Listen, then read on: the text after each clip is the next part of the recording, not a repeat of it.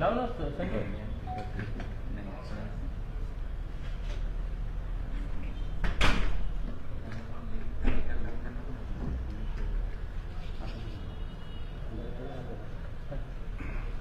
एक minute link नाही.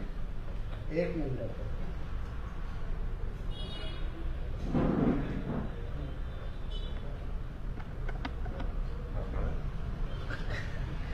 हा मस्त ट्रायपॉड आहे छोटासा. हा हा हा ऑडिओ कोणा माझा audio. Hello hello hello. Open नहीं झाली. Hello hello hello hello hello. एक मिनट. ओ भाई तुम्हारा ये इधर करो, ये तुम्हारा वायर उसमें आ रहा है, ये देखो, ये दो. ओके ये तुम्हारा वायर घुस रहा उसमें. बराबर ओके. एक मिनिट.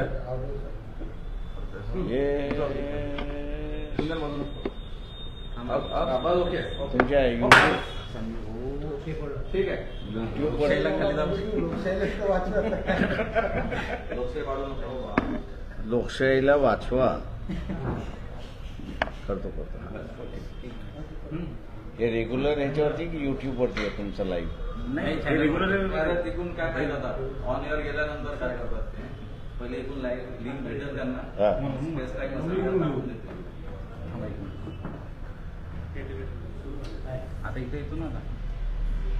रेडी का सर? Okay ready. हा सर. हा, मला बसू द्या म्हणजे एक मिनिट मला सेट करू द्या.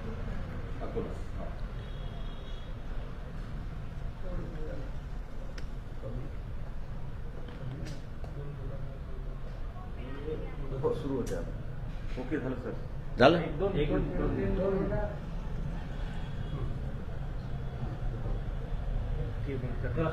तर थांब रे. हा ठीक आहे. हे ओके ना. Okay sir ready. सुरुवात. हा सर. भारतीय जनता पक्षाने सेल्फ गोल केला त्याच्याबद्दल त्यांना असणारं अभिनंदन. मुंबईसारख्या शहरामध्ये मनसे असेल काय किंवा शिवसेना असेल काय यांनी अगोदर आंदोलन उभं केलं होतं. लुंगी हटाव पुंगी बजाव असं आंदोलन केलं. त्याच्यानंतर उत्तर भारतीयांच्या विरोधातलं आंदोलन केलं आणि मनसेने चक्क धारावी आणि या ठिकाणी छठ पूजा जी असते त्या छठ पूजेलाच विरोध केला आणि अनेक बिहारमधल्या राहणाऱ्या लोकांना त्यांनी त्रास दिला, मारलाही अशी परिस्थिती आहे. मनसेचे प्रमुख राज ठाकरे यांनी भारतीय जनता पक्ष नरेंद्र मोदी यांना पाठिंबा दिला.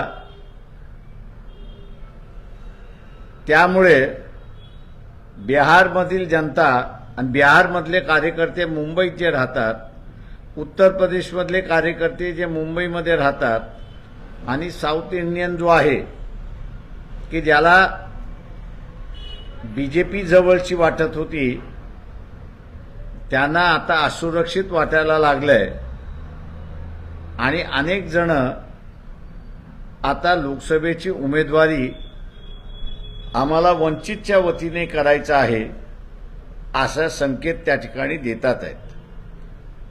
मुंबईचे उमेदवार आम्ही जाणीवपूर्वक जाहीर केले नाहीत.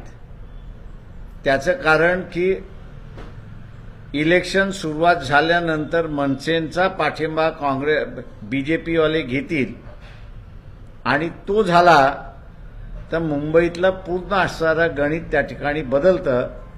त्याच्यासाठी आम्ही थांबलो होतो. मुंबई आणि इतर मतदारसंघातील उमेदवार जे आहेत वंचितचे ते उद्या संध्याकाळपर्यंत आम्ही असणारं जाहीर करू.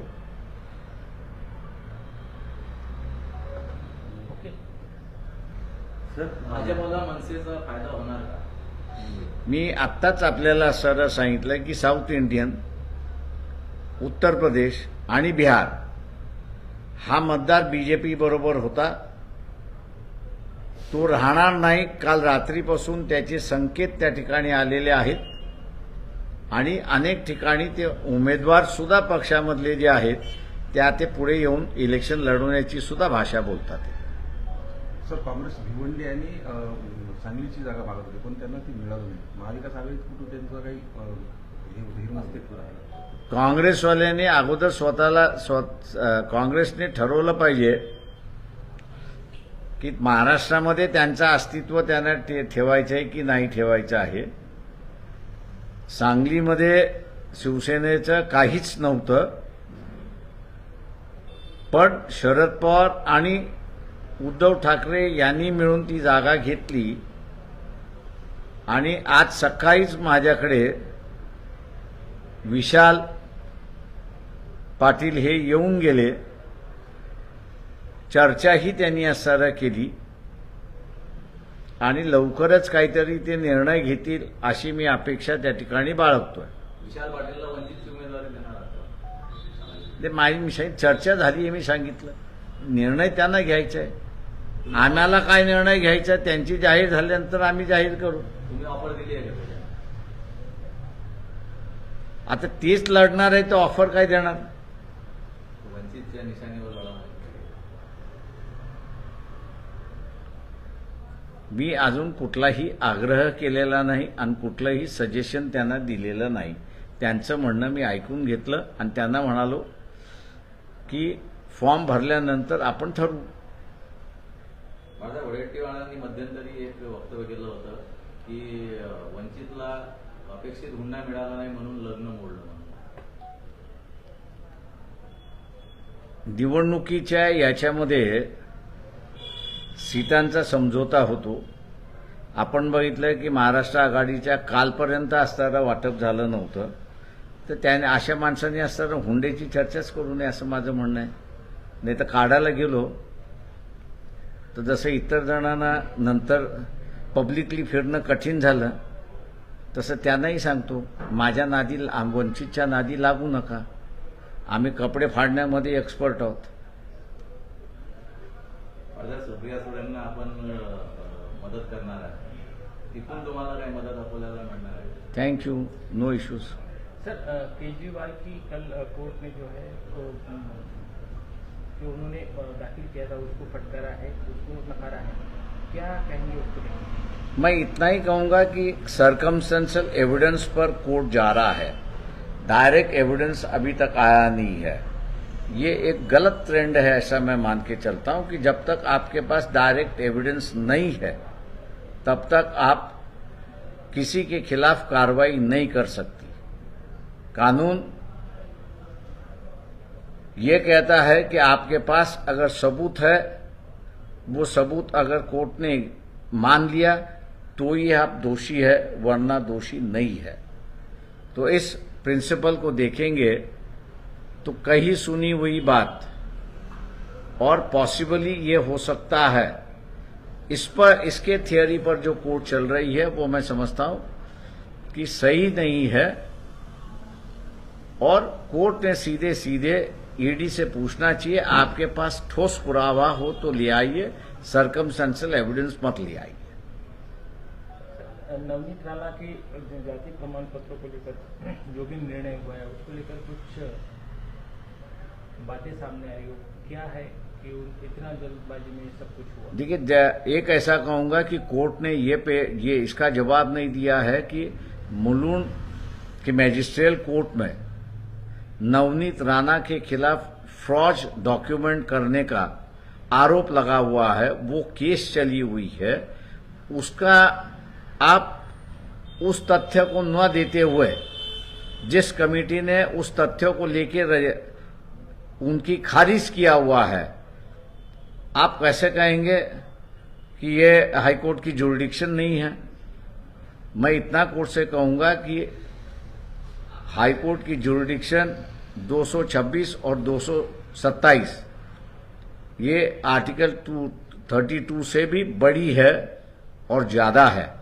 और इसलिए मैं कहता हूं कि high court is more powerful than the supreme court original jurisdiction में। ये जजमेंट जो है मेरे ख्याल से कहीं चैलेंज होगा, लेकिन इलेक्शन के बाद चैलेंज होगा, क्योंकि ये जुरिडिक्शन कर्टेल करने की बात हुई है, ऐसा मैं मानता हूं वहां पर। सुप्रिया सुळे किंवा शरद पवारांनी तुम्हाला जर आग्रह केला किंवा विनंती केली बारामती मी हायपोथेटिकलचे उत्तरं देत नाही. थँक्यू. चला.